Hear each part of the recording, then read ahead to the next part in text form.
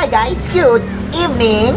So, tonight magluluto ako ng sinigang na baboy. Pero hindi ko na siya naipakita yung umpisa, pero patapos na kasi siya, pero ipapakita ko pa rin kasi naisip ko lang siya na i-vlog. So, this is my first time na magkukook ng sinigang na baboy kasi hindi ko alam, basta nakita ko lang sa YouTube. Then parang naggutom ako, nag-crave ako. That's why na nag-decide ako na magluto ako ng sinigang. So, this is my sinigang. So, ito, andyan na yung, kasi hindi ko na ipakita yung beginning. So, dito na lang tayo sa patapos na. So, ito yung nalunod ko na yung, of course, yung baboy, yung gabi, yung yung radish, at saka yung kamatis, syempre yung mga ingredients na nauuna. So, nauna na talaga sila. Ayan. So, pasensya na, medyo manilim yung aking kusina kasi isa lang yung ilaw dito. So, mahina pa. So, ayan. Malambot na siya, guys. Kulang na lang. Latain ko na lang yung what you call this? Yung gabi para medyo siya yung tawag doon, yung parang creamy yung sabaw. Okay? So, and then, so ito parang okay na siya kasi lata na yung ating gabi. So, ilulunod na natin yung ating yung beans, of course. Yun na natin yung, parang, ito nga, yung beans. And then, to follow naman yung ating okra. Ayan, kailangan na siyang malata, okay? Ayan na, madilim siya. So, tapos yung ating okra, hindi natin siya masyadong tawag nito, latain kasi naglalaway siya. Maganda yung hindi siya masyadong, at saka hindi siya masyadong cook para hindi na wawala yung kanyang mga nutrients. So, ito, nalunod ko na yung string beans. And then, madilim, no? Pagtsagaan nyo na lang, guys. At saka, this is my first video on my YouTube channel. Charot. Pero, I tried lang naman, di ba? Para sa, syempre, pag bored ka, wala kang kausap, mag-isa ka lang sa bahay kasi nasa work yung iba, so ikaw na lang dito mag-isa.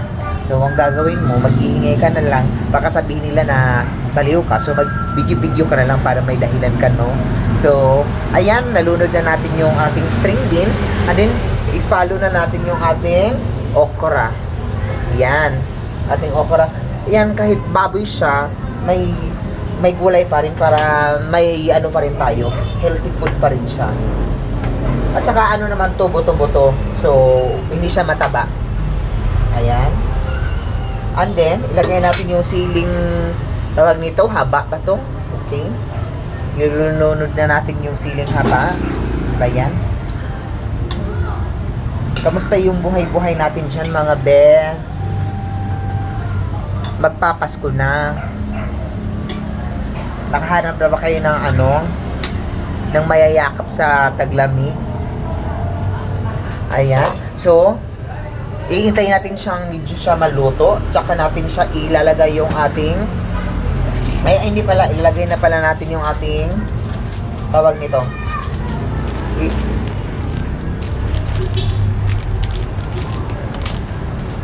mahirap ng gunting kasi walang maghahawak ng camera. Ayan. Bagong toothbrush naman ako. Tsaka hindi naman yung ilalim yung kinagat ko, di ba? So, yun. Tapos ilalagay natin yung sinigang mix. Ayan. Hindi sponsor kaya ayun. So, ilalagay na natin para magkaroon na siya ng sipa ng asin. Ayan. Kasi ito yung sa sinigang, talagang masarap siya pag maasim. Dalawa binili ko kasi in case na magkulang, dadagdagan natin siya ng pang-asim. Yan. So, ano ba yan? So, ito na. Malapit na nating husgahan yung ating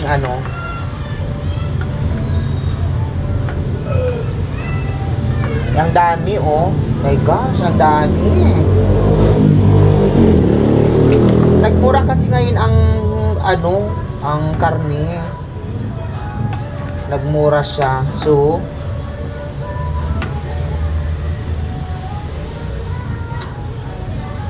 oh my God. Masarap na siya. Masarap na siya. Masarap na siya, guys. Kaso, nakakapagod pala maghawak ng camera, no? Lalo na pag mag-isa ka, kailangan talaga pag naging vlogger ka, may maganda kang ano, tapos may taga-video. Kaya yung iba, tsagaan talaga. My God, ano ba to? Okay. So, this was my ano ba to? Basta, hindi na siya kayang ilapag. So, dito na. So, wala tong edit-edit, ha? Kung ano yung nasasabi ko, yun na yung nasasabi ko, no? Kaya, dapat careful. Kasi, baka makasukan tayo. Charing! Ayun lang naman. Ayan. So, halo-halo, ayan. Madilim ang ating camera. Madilim kasi, ayan, medyo i-light natin pala. O, ayan, lumiwanag. My gosh. Ngayon ko lang naisip yung light natin. O, ayan, maganda pala. Maliwanag pala siya. Ayan. So, medyo okay na siya. I-follow na natin yung ating kangkong. Okay? Nangangalay na yung kamay ko, guys. My God. Ayan. Maganda na pala siya. Maliwanag na siya. So, this is the background. Ayan. Ako lang mag-isa ngayon dito kasi nasa duty sila. Hindi kasi ako naka-duty kasi nagpabunot ako ng ipin, bagang. So, kanina, sumasakit siya at saka medyo madugo pa siya. So, that's why na I decided na mag-rest na lang for a couple of days. Charot! A couple of days. Ayun. So, pero bukas papasok na ako kasi kailangan na nating kumita kasi marami tayong babayaran, you know. Ayan. So, malapit na siya, konti-konti na lang.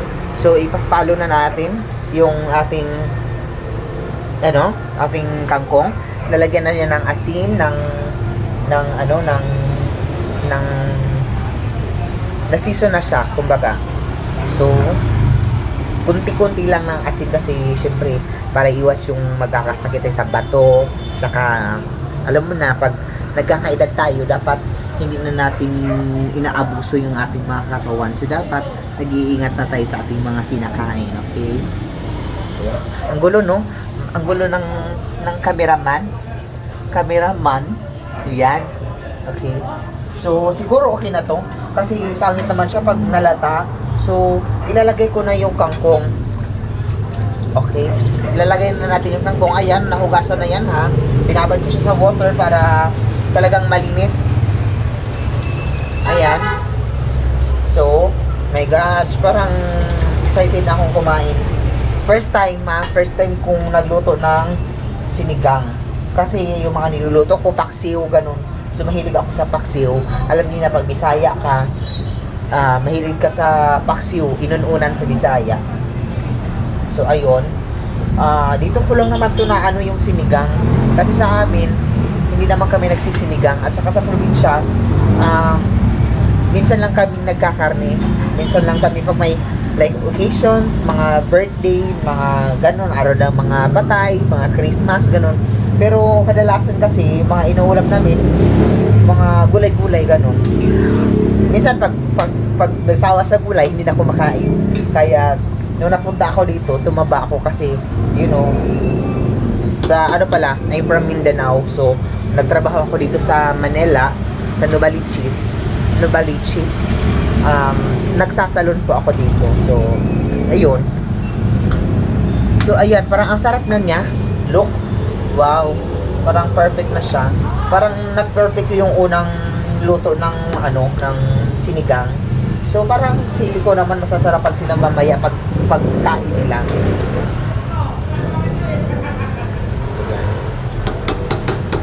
Ay. Kami kasi dito sa bahay pag kunyari pag nagluluto ka, hindi naman kami nag-share kasi may mga iba na ayaw kumain ng ganon. Pero pag nagluluto kami, dinadamihan namin para kung sino yung gustong kumain kasi nasa isang ano lang kami, parang studio type, ganun. Tapos magkakatabi-tabi yung room namin, yung mga, may mga neighbors tayo, tapos mga kasama sa works. So pwede natin sila pwede natin mai-offer yung food natin. Tsaka hindi nakakahiya na kumain kasi pag konti lang, so parang nakakahiya naman na mag-aya. Tapos yun pala, pag inaya mo, wala, kulang na kasi syempre konti lang, so mas okay pa rin yung maraming food, di ba? Para pag nag-aya tayo, may offer tayo, may makakain sila, okay? Di ba? So tikman ulit natin.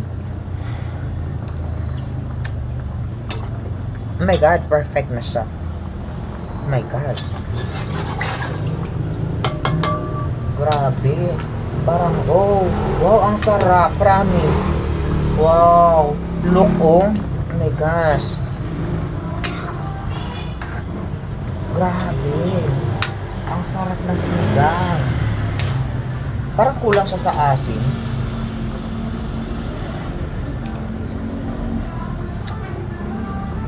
Tama na. Oh my gosh. So, okay na. Papatayin na natin yung ano. Tapos i-cover na natin yung ating kaldero. Ayan. So, mamaya, kakain na tayo. Maya-maya. So, maghuhugas muna tayo ng ating pinagamitan. Oh my gosh. Ayan. So, huhugasan muna natin yung ating mga pinagamitan kasi dapat malinis ang ating kusina para hindi nakakahiya sa susunod na gagamit. Parang masyadong ano sa light yung ano ko.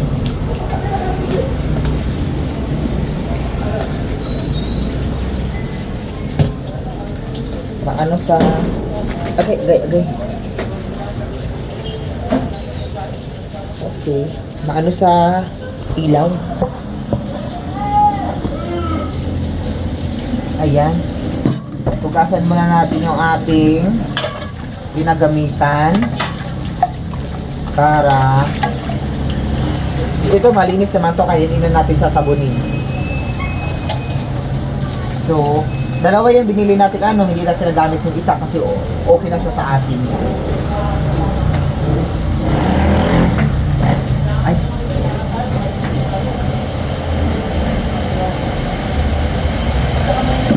So, ayan. Huhugasan na natin yung ating tawag nito, tagtaran. Sa Tagalog, ay sa Bisaya, tagtaran. Sa Tagalog, parang sanggalan yata. Ayan. So, isasabit na natin siya maya-maya. Turuin muna natin. And then,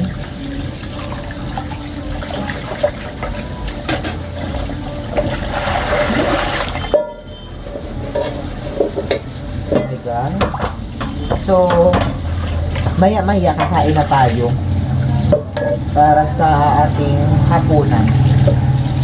No? So, ayan. Hugasan na natin ng ating kasi sasabit natin yung ating mga kaldero. Okay.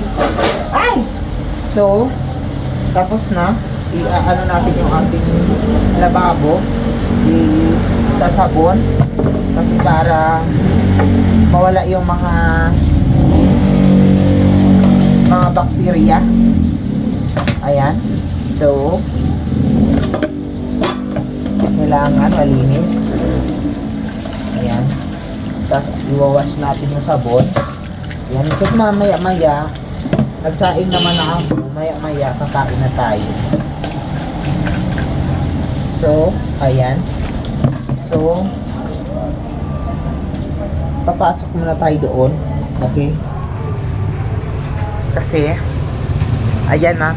Tinakpan ko muna siya. So, later on, we're going to eat na. We're going to eat na. So, dito muna tayo. Dito muna tayo. I will show you my kasama. Here. Sus, say hi. Say hi. Sus. Ayan. Ito yung aming boarding house. Sa room ng aming manager, number 1. And then, sa anak niya, ito yung number 2. This is my room, number 3. Later I will show you the... Oh! Dagbuksan na naman yung... My God, sus! You are so kulit, ha? Di ka mag-open ng, ng CR kay Dirty.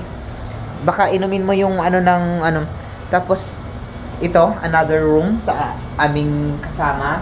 May doorbell siya. Kunyari, doorbell. Ayan. Tapos, another room. And then, sa dulo, merong isang room. Meron din siyang isang doon. Okay. Ito, parang nag-tour na ako kasi wala akong kasama. So, meron naman kaming ulam kanina. Munggo. Konti na lang siya. Tsaka yung aming Merry Christmas. Ayan pa, last year pa to, nung nag-party kami.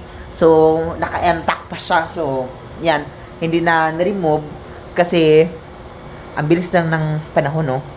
Parang kailan lang. Parang kahapon lang nag-party kami and then ngayon meron magpa-party na naman ulit. So, ito yung niluto ko naman na paksiw nung nakaraan. So, ayan. Yan, hindi pa halos sa kada linggo kumakain ako ng paksiw. Tapos, this is our rep. Our frigidaire. Pero wala siyang laman.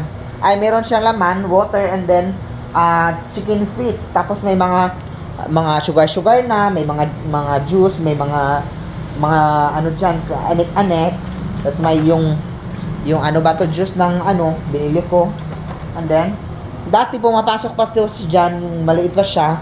Pumapasok siya kasi naiinitan siya dyan nung So, ito yung room dito. Parang may people. May tao. Parang may coming na. Wala. So, this is the look. Anong ginawa? Sos, anong ginawa mo na naman? Kinagat yung mga foam. Ayan. Sos, ha? My God. Yung foam. Inano mo na naman, sos, ha? My God ka talaga. Diyan ka na? Ha? Diyan ka na? Ay, bahala ka. Diyan ka na? Oh, okay, diyan ka na. Bahala ka dyan. So, this is my room. This is my room. Magulo siya. Kasi, bago akong anak, yan, magulo. So, hindi ko pa nalagay yung kubre kama kasi nagpalit ako kasi nagpalaba ako nung isang araw. So, ito. Ang dami kasing balahibo kasi pag husky, di ba, So, ito. My God, ang dami ko pang medicine sa cholesterol, mga ganun-ganun, tanik-anik, ayan. Yan, Ito yung maliit kong room. Yan, this is may